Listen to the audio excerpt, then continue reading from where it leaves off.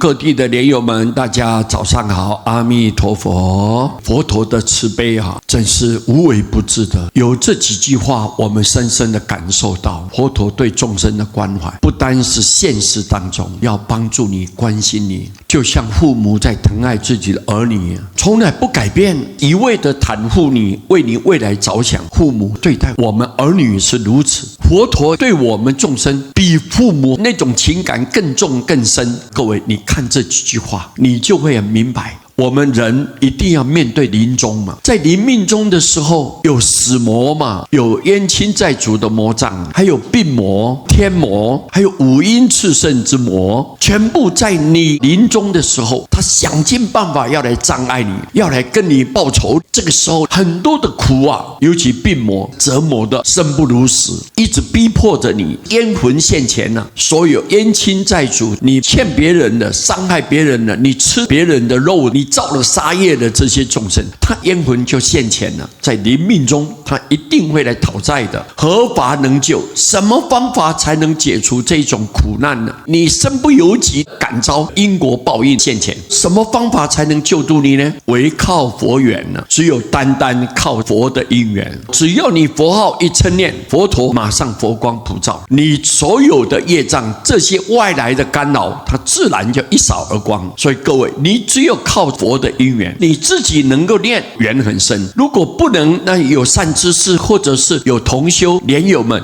来旁边帮你念佛，那你不得了了。这个时候自然你的业障就化消掉。但教称名，这个时候你要靠佛缘是怎么救他？你就要教导他称念佛名，把南无阿弥陀佛名号称念出来，念出来。佛陀说，你10声、3声、2声、1声，甚至一个念头，我都要救度你。所以你只要教导他知道念佛跟你的关系，千万不能忽略。所以你好好的抓住这个因缘，你称名把它念出来，心中在想佛，佛光照护佛的光明马上给你普照了，保护着你身心安稳你的身心就安定下来。虽然肉体有病魔在折磨，但是你要了解，你的灵魂神识安安稳稳的，不受干扰，自他皆度。你自己甚至所有外来干扰你的这些冤魂，全部都得到救度了。所以各位，我们一定要明白，每一个人只要你出生在这个人世间，你不可能逃避，你有一天要舍报往生的。如果时间一到，我知道我要去哪里，我能够在最危急最困难的当中，我只要好好的念佛，佛就要救度我，永远都不放弃我，我的心就安心。